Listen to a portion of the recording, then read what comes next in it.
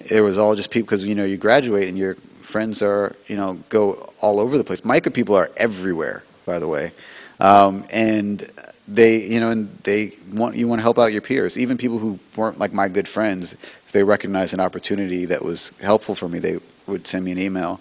And I like to tell students, especially, like, you never know who can help you out. So it's really good to be nice to everyone. And so, like, that's a major thing that I learned. How do you? And by that, part of the thing is by asking questions about other people's work, even if it's very different from what you do.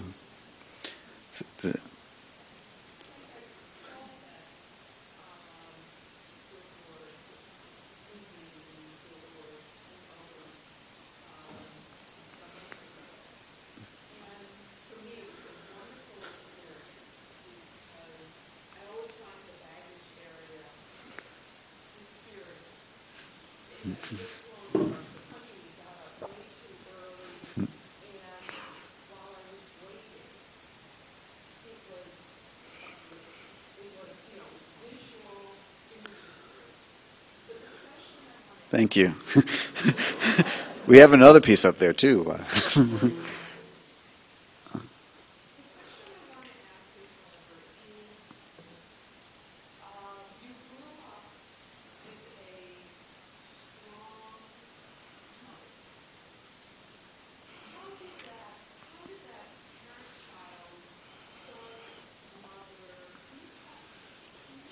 I mean, I think with both of my parents, like, I had this great luxury of having two parents who didn't do what they were supposed to do.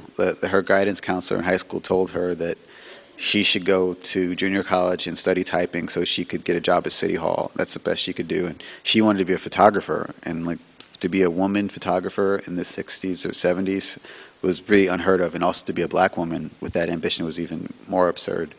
And my father, my dentist in New York is what grew up with my father. And he was just like, man, your father was the first black man to bag groceries at AMP. He's like, we used to just sit outside and slap him 5. I was like, wow. Like that, and you're a dentist. And my father went on to do all these other things, physics, musician, and all this. And really, I had this just great opportunity of just watching people kind of not do what they were supposed to do. And I think growing up with people kind of who were following their dreams, although, sometimes it was a little lonely, I got to the best kind of experience, because there was no way they could tell me not to do whatever I wanted to do. And so that was a great support. I think in the moment, as a kid, there's always, there's different things but I don't think so. I think because I still had my G.I. Joes, and, we were at the openings and whatever else was going on. It never kind of stopped me from being a kid. And so, I never felt unloved. So, but it was definitely, I went to college partially on credit cards, and there's all kinds of other challenges that came up. But she had great friends, and that's the other thing. A lot of women are hesitant to have children and become artists, but there's a whole host of other community of people that kind of will look out for your kids, and that was kind of great experience for me to grow up with these other people. They just called me up.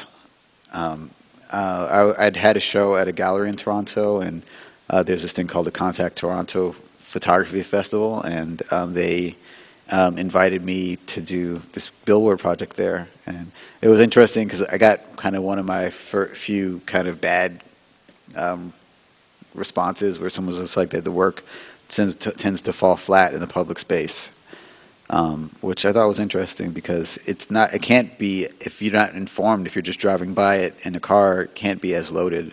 But I also just like the idea of kind of having images that are in the public space that reference, that aren't just trying to sell something, because we're always being sold to. So that was a great opportunity and good and valid criticism.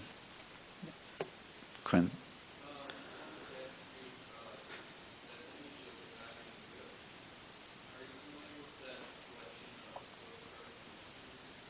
There was a book called Without Sanctuary. Yeah. Yeah, I mean, that definitely was an amazing and influential book, and I'm really just trying to figure out how do we continue to talk about, because that one, it still kind of makes it feel like that was that so long ago, but I think you can find that these images are still, present in different ways and affect us in different ways, and so that's part of the goal of my work. But the question with that one image that you just mentioned is, that comes up for me, is like, as an art object, can you sell this? What is the response in the museum? It's one thing, but can I put this out as an art object? Because I think what I say is fascinating about this present moment is that the moment you put a frame around something, it becomes art, and so somehow art has different currency than just an artifact, and but how it's presented really makes a difference. So I really think about kind of responsibility and representing and reshowing these images. So, anybody? Yes?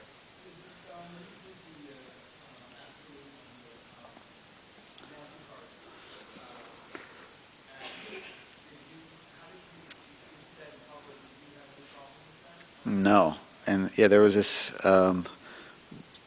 never had any major kind of public trouble, because people basically, well, there's two sides of it. When we had the MasterCard piece on the billboard, this one of the art handlers at the museum, we had this bet how long would the piece be up, and it wound up being up for like 6 months without getting a cease and desist order. And then at the end of it, one of the art handlers was just like, well, how else was MasterCard going to get its logo on the front of a major museum?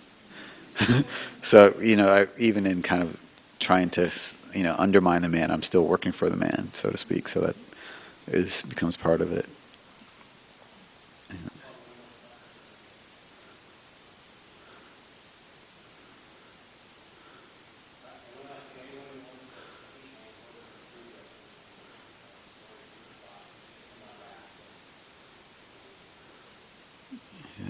Well, thanks.